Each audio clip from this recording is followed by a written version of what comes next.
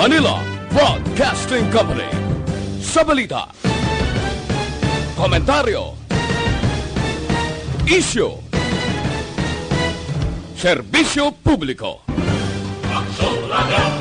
Sa Bacolod, Aksyon Radio! Aksyon Radio!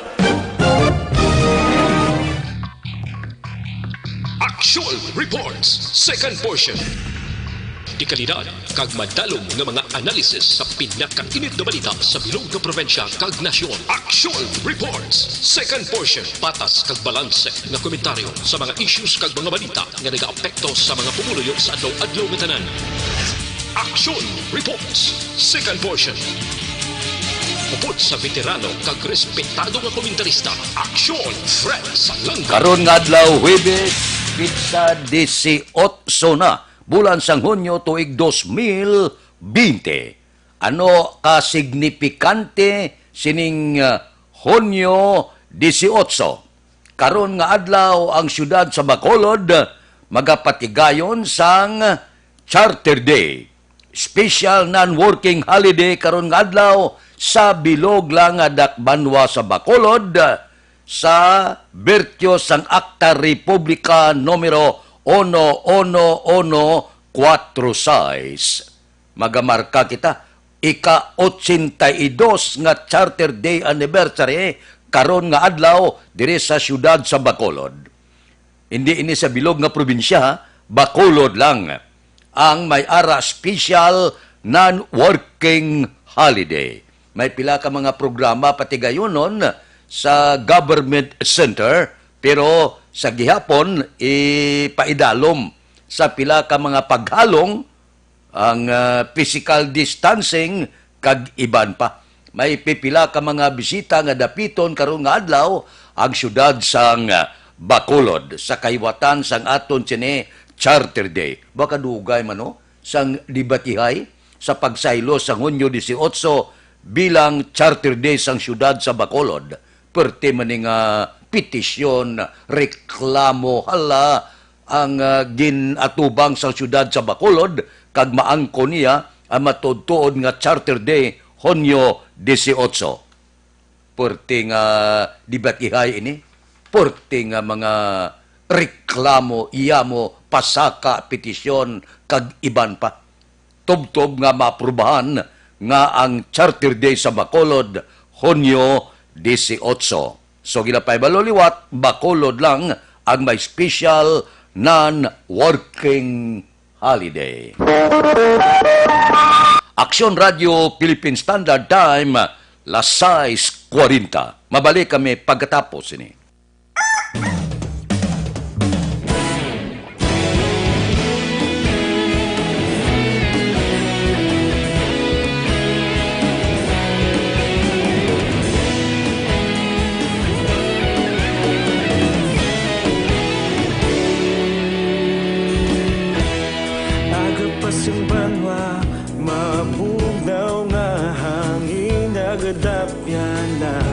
Ikaw nang ginapamati ang lamon ginasanligan.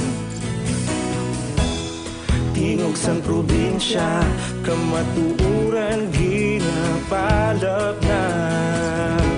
Minsay nga may dala paglaom kag kasanat. Tinuig na nagligan, ikaw gihapon ang ako nga istasyon sa pagbudlak sang adlaw sa pagtuhaw sang biton. Mga balita nga dala inspirasyon. Aksyon Radio, Bacolod man sa gihapon. Padayon Aksyon Radio, Bacolod saludo sa imo.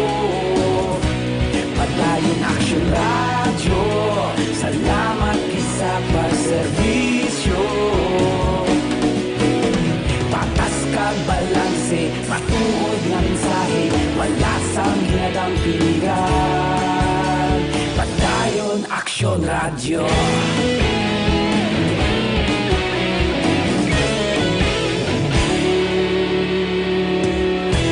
Bacolod nun kag Negrosanon, inyong pamatian.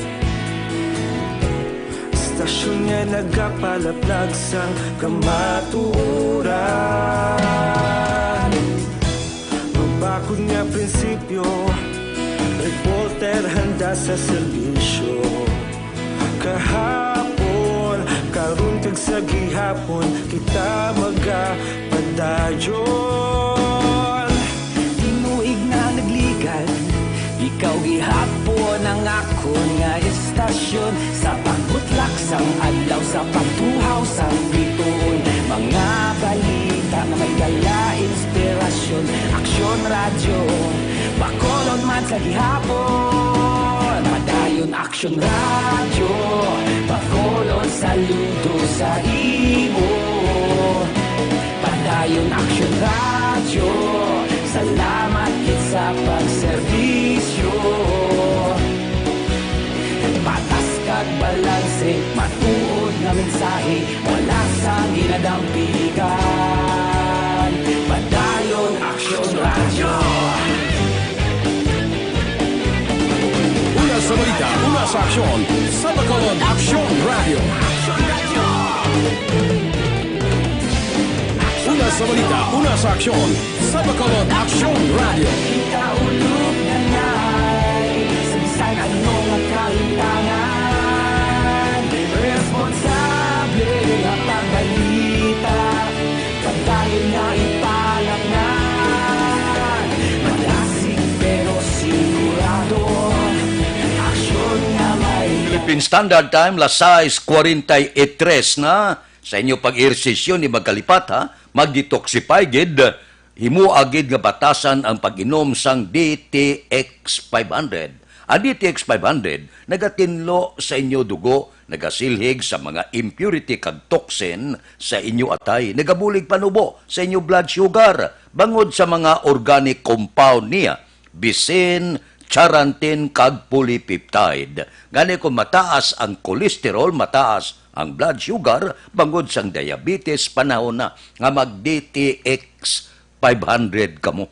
Manami giman nga matinlong aton atay, matinlong aton dugo, matinlo ang aton mga organ para mabakod, para hindi kita dali-dali tapikan sang balatian. So himuan nyo nga batasan ang mag-inom sang DTX 500 adlaw-adlaw gid nga tanan.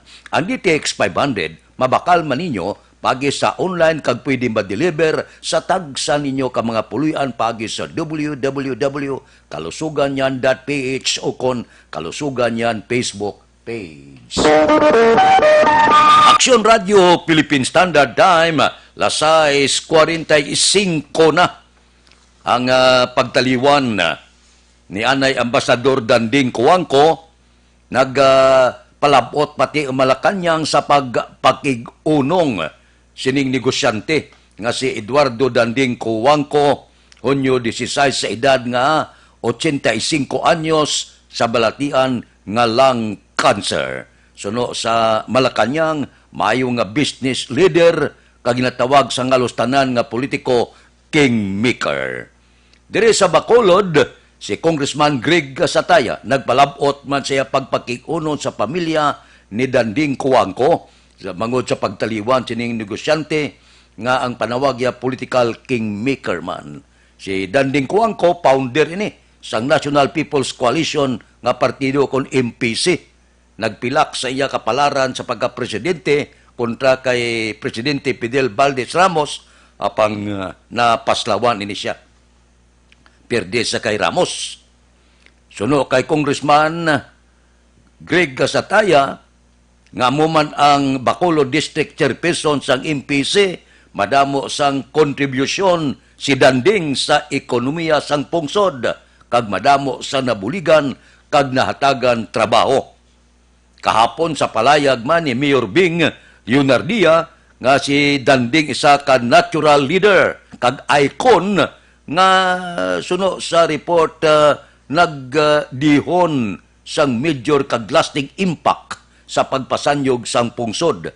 Isa ka major kag dominant figure kasunod sang iyagin bag-o ang physical kag political landscape o kon landscape sang probinsya. Si Danding Coangco, soft-spoken ini siya.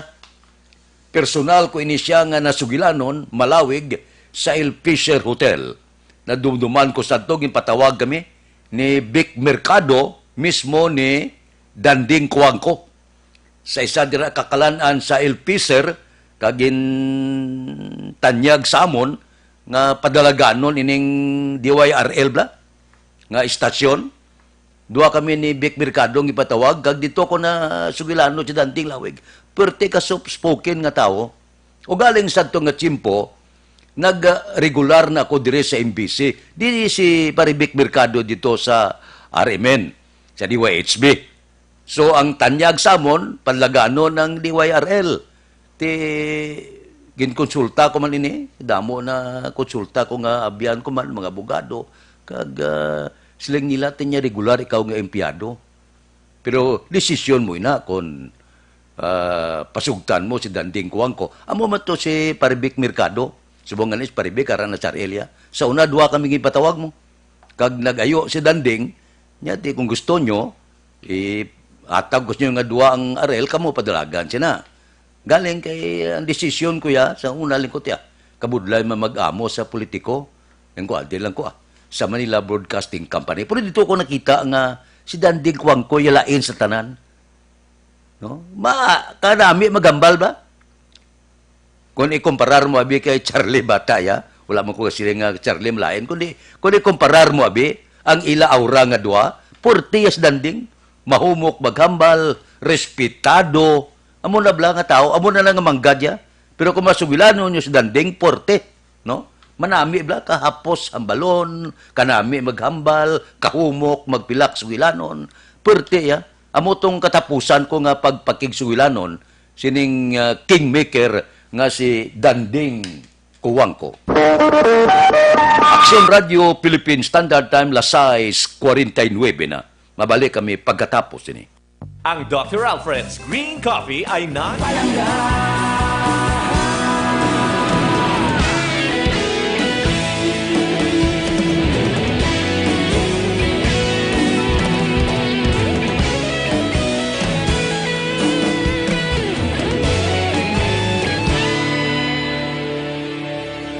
Padayon Aksyon Radyo, Bacolod saludo sa imo. Padayon Aksyon Radyo, salamat gid sa pagserbisyo. Padayon Aksyon Radyo, Bacolod saludo sa imo. Padayon Aksyon Radyo, salamat gid sa pagserbisyo. Patas kag balanse, matuod nga mensahe, wala sang ginagampikan. Padayon Aksyon Radyo.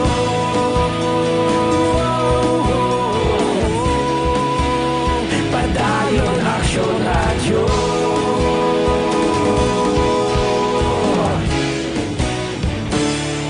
Padayon Aksyon Radyo.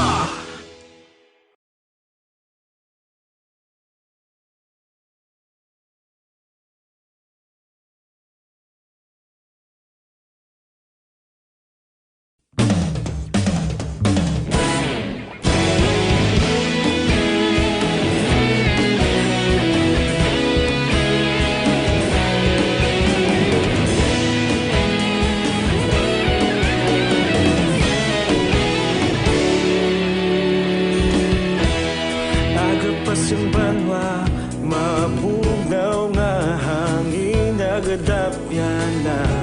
Ikaw na ang ginapamatian, namon ginasandigan.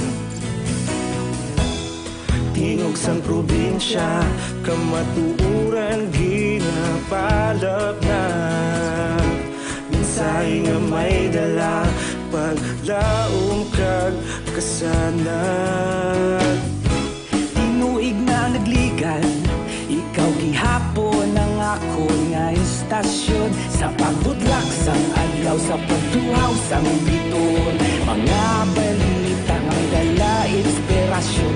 Aksyon Radyo, Bacolod man sa gihapon. Padayon Aksyon Radyo, Bacolod saludo sa imo. Padayon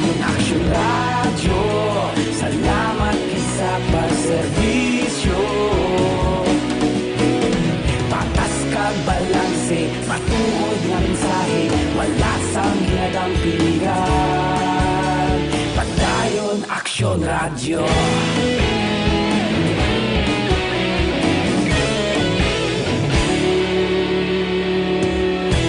Bacolod nun kag Negrosanon inyong pamatian. Istasyon nga nagapalaplag sang kamatuoran. Mabakod nga prinsipyo, reporter handa sa serbisyo.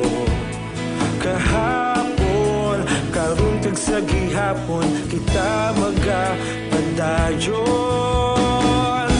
Tinuig na nagligan, ikaw gihapon ang ako nga istasyon. Sa pagbutlak sang adlaw, sa pagtuhaw sang bituon. Mga balita na may dala inspirasyon. Aksyon radyo, Bacolod man sa gihapon. Madayon aksyon radyo, Bacolod saludo sa imo. Padayon aksyon radyo, salamat kit sa pagserbisyo. Patas kag balanse, matuod nga mensahe, wala sa ginadampilikan.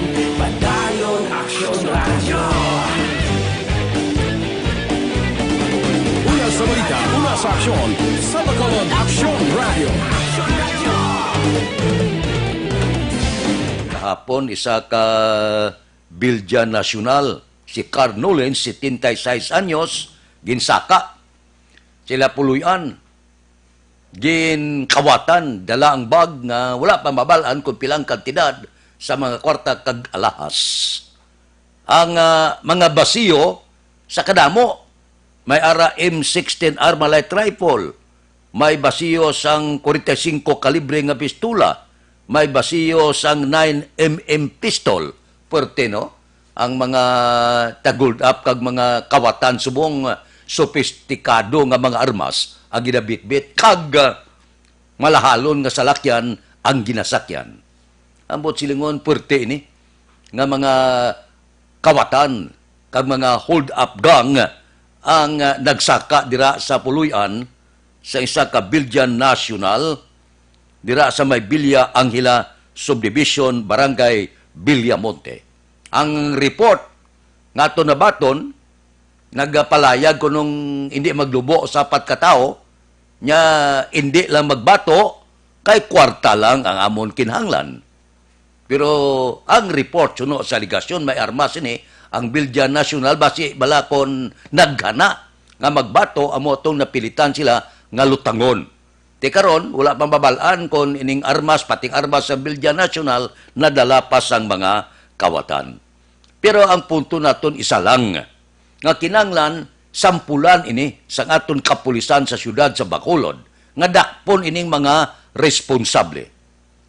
Delikado ini mo sa mga subdivision, kung mag-amo ini nga pastada nga ang target nila mga subdivision, kag siguro ila man ni gina surveillance, gina monitor manila, kung sino nga mga pumuluyo dira sa subdivision, ang damo kwarta. Kag ang kwarta bala nga wala gina pa deposito sa bangko, may mga ari ini sila nga mga manog teleskopyo guro. Ti karon ang tanan nga anggulo ginatutukan sa kapulisan, ang aton punto man lang. Ang kawatan niya mangawat gina, labi na gid sa kapitipit kag kapigado, ti ang aton sini ginaayo nga kinahanglan dublihon gid ti Paul nga pag-monitor sa aton kapulisan. Kay kung nahimo nila nga maglibre sa pagpatay kapag pangawat sa Bilya Nacional, ma-strike ini sila. Nya ti kalaks magalya.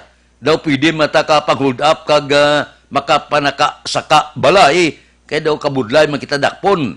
Amo na siling ko kung pwede matagaan ini tutok sa kapulisan kag ipakita sa Bacolod nga masarangan nila kag badakpan nila ining mga responsable nga tag-hold up para mapahagan-hagan bala ang kakulba man sa pumuluyo sa syudad sa Bacolod, labi na gid sa mga subdivision nga ari galio, ang aton kapulisan niya may ikasangkol gid nga magdakop sining mga responsable nagapang-hold up kag nagapamatay dire sa syudad sa Bacolod, posible ini nga grupo, isa lang ka grupo ang nagapanghuld up man sa bilog nga probinsya.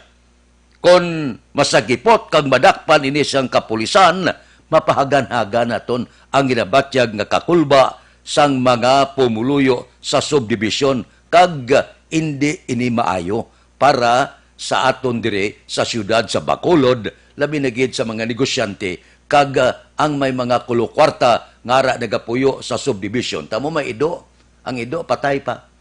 Porte no, inailuan pa bla. Abilidaran ining mga kawatan. May arag ng style ang kawatan niya. Kung ang damo kay do bla sulod, balay, ginabuslutan nila bla ining mga dilatas kani. Buslutan nila kag paligiron sulod. Dito lang galagas ang ido ya. Tamat-tamat katulo sang mga dilatas. Kung tamat-tamat nagagwaang kuha, may nabuslutan nila. Paligiron. Amo man lagas ang ido. Libre mislay pangawat. Abi nyo, abilidaran ining mga kawatan ka gold up. Aksyon Radio Philippine Standard Time Lasay 58. Mabalik kami pagkatapos ini. Para labanan ang banta ng COVID-19 sa ating bansa, mahalaga ang kooperasyon ng bawat isa. Ang pananatili sa loob ng bahay ay isa sa pinakasimple pero pinaka-epektibong paraan para hindi kumalat ang virus. Kunwari, ikaw ang tuldok na ito. Malusog ka at malakas. Lumabas ka ng bahay. Ang hindi mo alam, may nakasalamuha ka ng may COVID-19. Tandaan, mahirap malaman kung sinong may virus, pero madali itong maipasa sa iba. Pwedeng naipasa na pala niya ang virus sa iyo nung umubo siya, o bumahin. O baka naman ay nahawa na dahil humawa kayo sa parehong bagay na kontaminado. Ngayon ay mayroon ka na ring COVID-19. Isa ka ng carrier na makakahawa sa iba. Dahil maaaring ilang araw pa bago lumitaw ang sintomas na ubo, sipon, hirap sa paghinga at lagnat. Pwede ring wala kang nararamdamang sintomas, ngunit nakakahawa ka pa rin. Pag-uwi mo sa bahay, maaari mong mahawahan ang iyong pamilya. Kasama na rito ang lolo at lola mo o ang mga magulang mo na may edad. Sila ang may pinakamahina na depensa laban sa virus. Ang mga may sakit sa puso, diabetes, high blood, at iba pang pre-existing conditions, at mga buntis, mahina ang panlaban sa COVID-19. Kapag na-infect ang taong mahina ang immune system, posibleng magkaroon siya ng malalang karamdaman at kailanganing dalhin sa ospital. Sa patuloy na paglabas ng bahay at pagpunta sa pampublikong lugar, tinatayang maaari kang makahawa ng 3 pang tao at sila makakahawa ng mas marami pang iba. 20% ng mga nahawa ay maaaring maospital at dadami ng dadami ito habang mas kumakalat pa ang virus. Bukod sa dumaraming COVID-19 patients, marami pang ibang may sakit ang nasa mga pagamutan. Ang mga pasyenteng malubhang-malubha na ang karamdaman, hindi na maaasikaso. Wala ring lugar para sa mga pasyenteng may ibang karamdaman. Kaya nating iwasan ang patuloy na pagkalat ng COVID-19 kung iisipin natin ang kapakanan ng iba. Kailangan nating isipin at kumilos na parang bitbit na natin ang virus para hindi ito kumalat pa sa iba. Sundin ang social distancing. At hanggat maaari, manatili sa loob ng bahay. Kung talagang kinakailangang lumabas, panatilihin ang 1 metrong layo sa ibang tao. Maging malinis din sa katawan at sa kapaligiran. Parating maghugas ng kamay gamit ang sabon at tubig. At i-disinfect ang mga bagay na madalas hinahawakan. Ang mahalaga, mapabagal natin ang pagkalat ng COVID-19. Para mas kakaunti ang mga kailangang magpa-ospital at mabawasan ang mga Pilipinong magkakasakit. Magiging epektibo lamang ito kung mananatili tayo sa bahay. Sundin ang social distancing. Isang maliit na sakripisyo para sa buhay ng kapwa nating Pilipino. Tulong-tulong tayo. Aksyon Radio Philippine Standard Time las 7:01. Standby na sa aton Aksyon Balita Morning Edition. Liwat magadulong sa aton sa mga balita lokal, national, international, sports, kag artista. Upon kita kay Aksyon Boy Duran, kag Aksyon Eden Aboso, Aksyon Fred Salanga, una sa balita, una sa aksyon, sa Bacolod, Aksyon Radio.